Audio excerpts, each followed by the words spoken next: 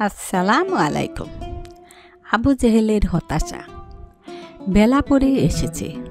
সূর্যটা এখন দেখাচ্ছে একটা লাল গোল থেলার মতো। দ্রুত নেমে যাচ্ছে নিচের দিকে। একটু পরে পাহাড়টার কিনারায় মাথা ঠেকবে। তারপর আস্তে আস্তে আলো সরে যাবে। আধারে ডুবে যাবে সমস্ত মক্কা শহর, পাহাড় উপত্যকা আর বালুর প্রান্তর। না, আর নয়, আজই শেষ করতে হবে। মনে মনে বিড়বিড় করতে করতে হাতের ছড়িটি ঘোরাতে লাগলো বনবন করে। ছাগলগুলোকে হাঁকিয়ে নিয়ে চলল সেই উকবা বিন আবি মুইতের খোয়ারের দিকে। সে ভাবছে, কিন্তু ভাবনার কোনো কুল কিনারা পাচ্ছে না। খোয়ারে পৌঁছে ছাগলগুলোকে ভেতরে ঢুকিয়ে দিয়ে খেজুর পাতার দরজাটা ভালো করে বেঁধে দিল। চারদিকে চেয়ে মালিককে খুঁজতে লাগলো। হ্যাঁ, ওই তো উকবা দাঁড়িয়ে আছে ঘরের বারান্দায়। ছেলে ওলিদ ও লোকজন নিয়ে সোলা পরামর্শ করছে মনে হয়। সে তাদের থেকে কিছু দূরে গিয়ে দাঁড়ালো। কি, তুমি কিছু বলবে? হ্যাঁ আবুল ওলিদ, কাল থেকে নতুন কোনো লোক বা গোলাম দেখো। আমি আর তোমার ছাগল চড়াতে পারবো না। কি ব্যাপার? তুমি হঠাৎ আমাদের উপর এমন নারাজ হয়ে গেলে কেন? আমরা কেউ কি তোমাকে কোনো কষ্ট দিয়েছি? আমাদের ছাগলগুলো কি তোমার কোনো ক্ষতি করেছে? না, কেউ আমাকে কোনো কষ্ট দেয়নি, কেউ আমার কোনো ক্ষতি করেনি। আমি এমনি চাকরিতে ইস্তফা দিচ্ছি। ছাগল চড়ানোর কাজ আমি আর করব না। কথা বলেই সে পেছনে ফিরল। ছড়িটা দূরে ছুঁড়ে ফেলে দিল। ফিরে চলল আবার পাহাড়ের দিকে। উকবার কোনো জবাব শুনতেও সে প্রস্তুত ছিল না। তার পেছনে তার সম্পর্কে কে কী বলা বলে করছে সেদিকেও তার কোনো ভ্রুক্ষেপ নেই। নিজের চিন্তার অথই সাগরে যেন সে হারিয়ে গেছে। চিন্তা করতে করতে কখন যে সে পাহাড়ের কোলে আবার সেই জায়গায় ফিরে এসেছে যেখানে সে দিনের বেলায় ছাগলগুলো চড়াচ্ছিল, তা তার খেয়াল নেই। সেখানে পৌঁছেই তার মনে পড়ল সেই দুজন লোকের কথা যারা আজ দুপুরে অদ্ভুত সব কাজ করেছিলেন এখানে। অবাক লাগছে তার কাছে এখনো। কেমন করেই বা এটা সম্ভব হলো? তারা ছিলেন দুজন মরুভূমির মধ্য দিয়ে হেঁটে আসছিলেন। মনে হয় অনেক দূর থেকে আসছিলেন। তারা দুধ চাইলেন আমার কাছে। আমি অস্বীকার করলাম। কোথায় পাবো আমি দুধ? আমার কোনো ছাগল তো বাচ্চা দেয়নি। পেটে বাচ্চা আছে, 2-4 দিনের মধ্যে বাচ্চা দেবে এমন একটি ছাগলও তো আমার নেই। কিন্তু কি আশ্চর্য, তাদের একজন, তার চেহারাটি অতিশয় মহিমাময়, অনেক বেশি ভদ্র এবং শান্ত। তিনি কি যেন পড়লেন দোয়া, কি মধুর সে বাণী, এখনও যেন কানে তার প্রতিধ্বনি শুনতে পাচ্ছি। তারপর তিনি কি কইলেন ভাবতে এখনও অবাক লাগে। না দেখলে কেউ বিশ্বাসই করতে চাইবে না। সবচেয়ে রোগা ছাগলটির স্তনে হাত বুলালেন, আর অমনি ঝরঝর করে দুধ পড়তে লাগলো স্তন থেকে। সে দুধ তারা দুজনে তো খেলেন পেট ভরে। আমিও খেলাম। কি আশ্চর্য, তবু দুধ শেষ হয় না। আর তার স্বাদে আলাদা। এমন সুস্বাদু দুধ জীবনে কোনো দিন খাইনি। দোয়ার বাক্যগুলো যেন এখনও কানে ভেসে আসছে, কিন্তু সবটুকু মনে পড়ছে না। সে সুমধুর বাণী যেন তার মনে নেশা ধরিয়ে দিয়েছে। সে চেষ্টা করে, কিন্তু সেই মধুর কথাগুলো আর স্মরণ করতে পারে না। সে পাগল হয়ে যাবে নাকি? সে ওই রাতে আর ঘরে ফিরতে পারল না। মানসিক অস্থিরতা খুবই বেড়ে গেল। মক্কার আশেপাশে পাগলের মতো ঘোরাফেরা করতে থাকলো সারা রাত ধরে। এক সময় রাত শেষ হলো। পূব দিকে আলোর রেখা দেখা দিল। রাখালরা ছাগল আর ভেড়ার পাল নিয়ে শহর থেকে বের হয়ে পড়েছে।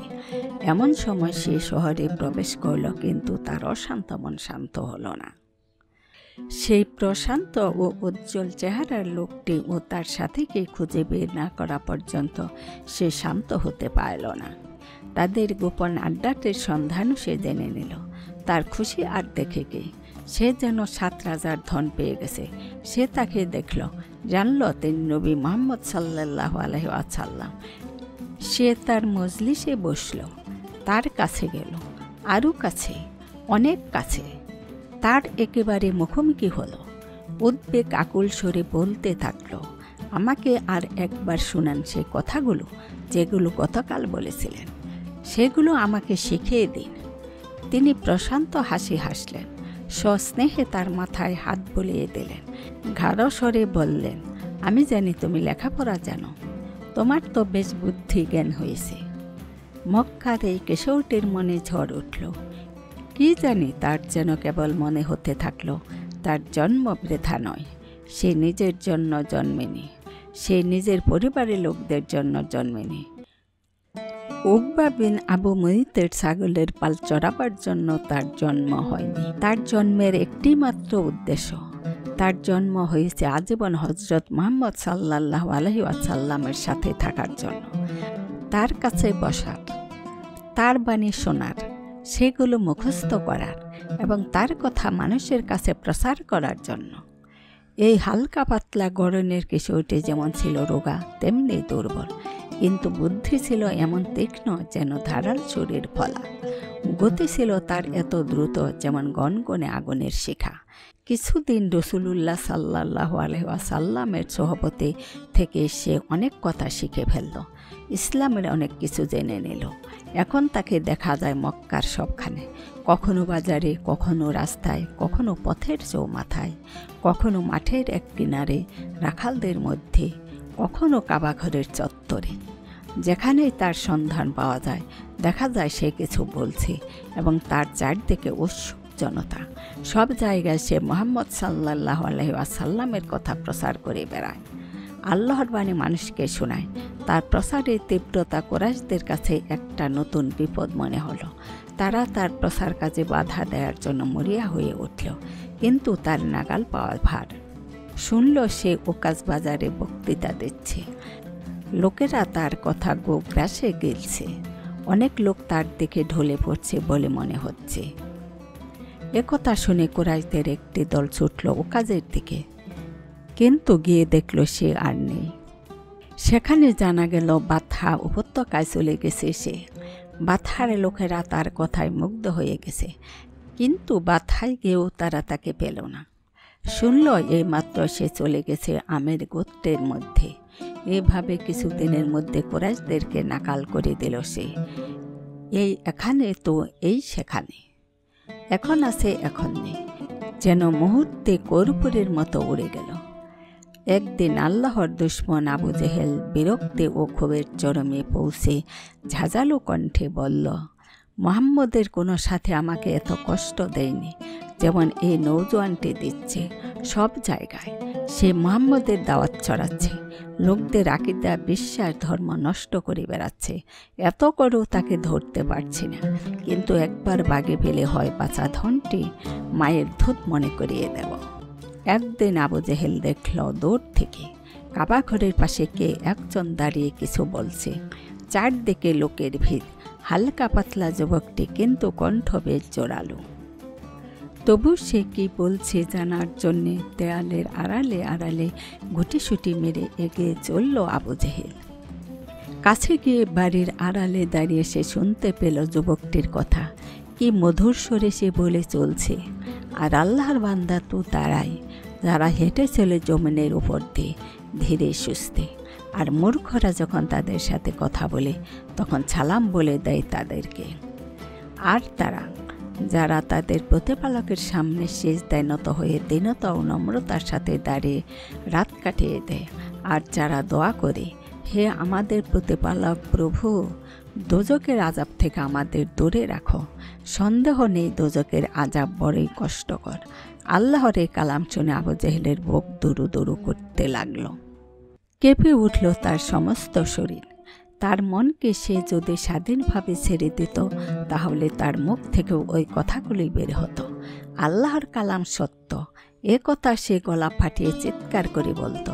সে নিজেই বলতো, আমি এই আল্লাহর বান্দাদের দলে সামিল হতে চাই। কিন্তু আবু জেহেল তা করতে পারল না, তার মনকে স্বাধীন হতে দিল না। গর্ব আর অহংকার তাকে সত্য রক্তের পথে দাঁড়াতে বাধা দিল। সে লোকগুলোর উপর ঝাঁপিয়ে পড়ল, যেমন বাজ পাখি তার শিকারের উপর ঝাঁপিয়ে পড়ে। আজ তোর একদিন কি আমার একদিন, দাঁড়া তোকে আজ দেখাচ্ছি মজা। আবু জেহেলের আকস্মিক আক্রমণে লোকেরা হতভম্ব হয়ে গিয়েছিল। তার হুঙ্কারে সবাই ছত্রভঙ্গ হয়ে যে যার মতো দৌড়ে পালিয়ে গেল। কিন্তু ইবনে মাসুদ অসম সাহসী বীরের মতো বুক ফুলে ঠায় দাঁড়িয়ে রইল একা। আবু জেহেল রাগে ফেটে পড়ল। তোকে বহুদিন থেকে খুঁজে ফিরছি, আজ হাতের নাগালে পেয়ে গেছি। তুই আমাদের গোলাম আর বন্ধু গোত্রের লোকদের আমাদের বিরুদ্ধে লড়িয়ে দিচ্ছিস। আমি বহুদিন থেকে দেখে আসছি তুই এদের আমাদের বিরুদ্ধে খেপিয়ে তুলছিস। আজ আমার হাতে তোর মৃত্যু হবে। ইবনে মাসুদ তার এ কথার জবাব দিতে চাইল, কিন্তু আবু জেহেল তা শুনতে চাইল না। ধনুকের বাটটি দিয়ে কষে মারল ইবনে মাসুদের মাথায়।